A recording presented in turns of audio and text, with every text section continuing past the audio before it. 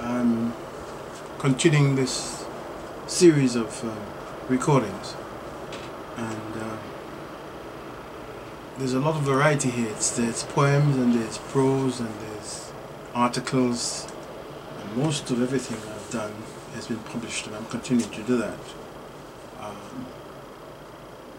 Starting off this particular session with poems that were titled New York Poems. And so those poems, I think, were written in New York when I was in New York in the 90s, and I'm about to read them now. First one is Next, N-E-X-T, Next. Major to minor, in an instant, seen by all, discernment, an outspoken bet on who is next. And following that is When, W-H-E-N, When. The other day I heard someone say Senjutsu. The other day Senjutsu came, accompanied by Itsu. If I can remember correctly, Senjutsu is yesterday and Itsu is when. Continue this bilingual pattern of these recordings. I haven't mentioned this before, but I've tried to inject another language or two into what I'm saying or recording right now. In this case it's Japanese. Tengoku. That's the Japanese word for heaven. H-E-A-V-E-N. Tengoku, a place far from here where everything is awesome. And then following that is one more. One more day to add to life, trapped in ambition. One more tomorrow looms with an abundance of expectations.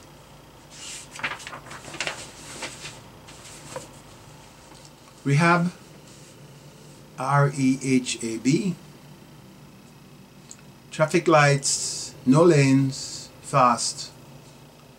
Wait patiently for as long as forever, then cross. I think this was inspired by the fact that most of the time I lived in California, Southern California. The hosts were deeply engrossed in the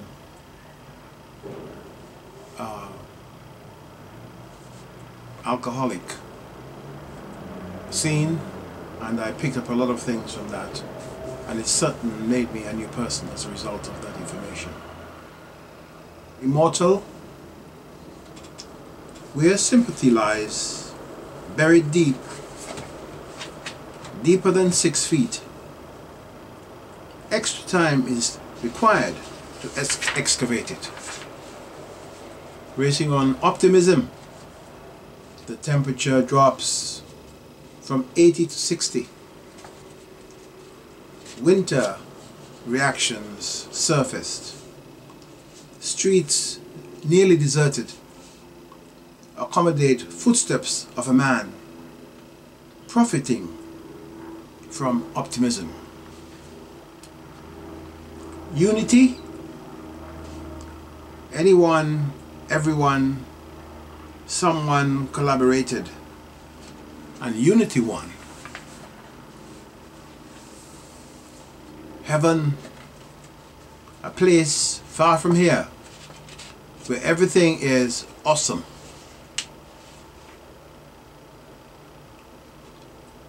Immortal, where sympathy lies, buried deep, deeper than 6 feet. Extra time is required to excavate it. Now, following up with some prose, and these actually factual stories, true stories, but written in that format of a short story. This one is simply called Mecca, M-E-C-C-A. The fountain was in a small park next to the New York Library.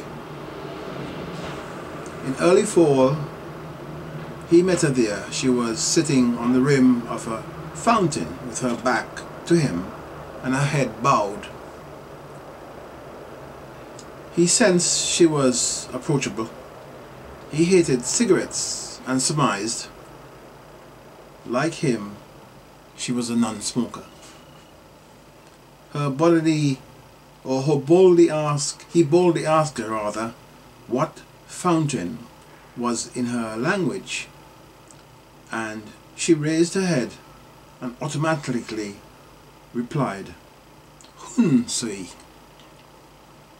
Japanese word Hunsui.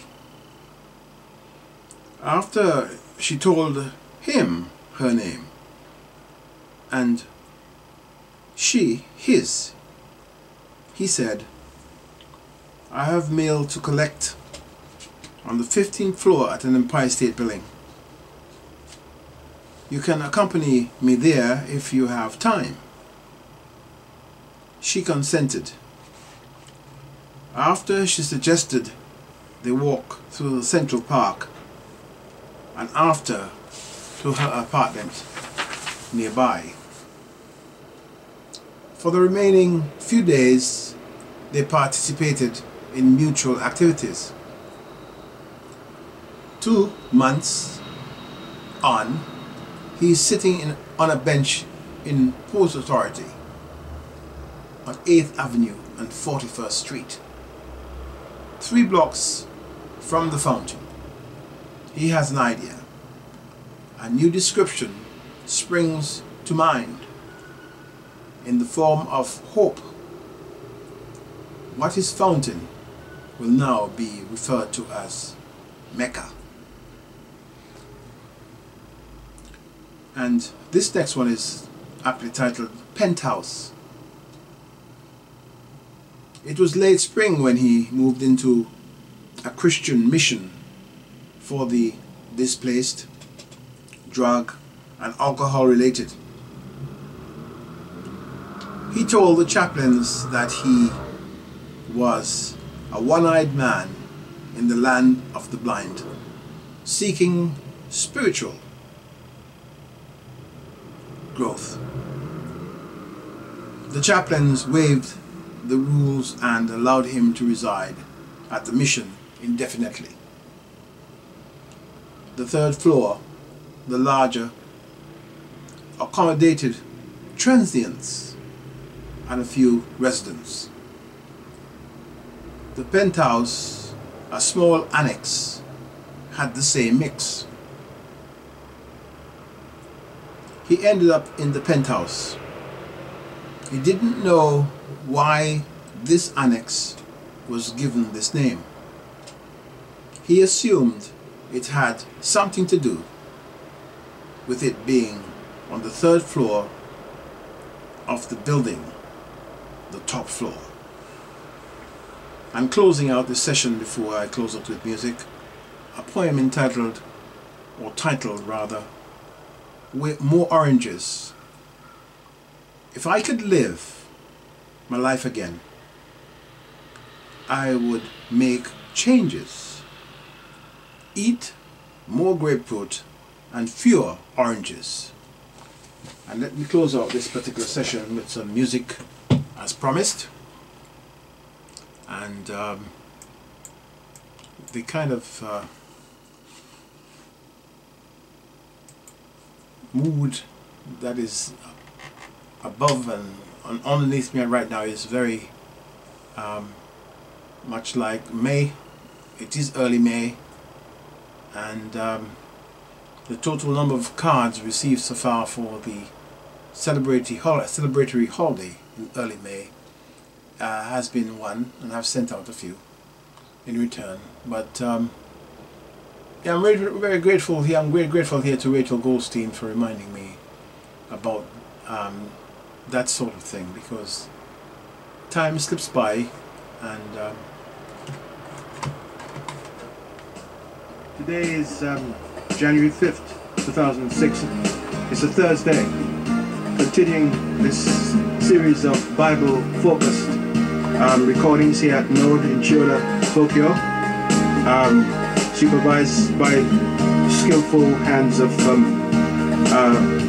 Yamada Junichi-san, who is the manager and engineer for these sessions, which began on the 5th of December 2001. God has been good.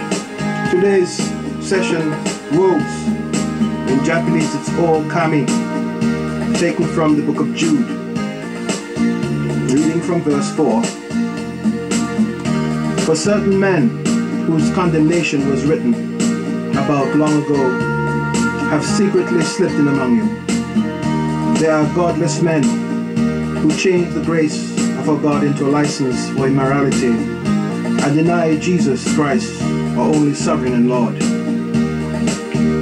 Though you already know this, I want to remind you that the Lord delivered his people out of Egypt, but later destroyed those who did not believe, and the angels who did not keep their positions of authority, but abandoned their own home.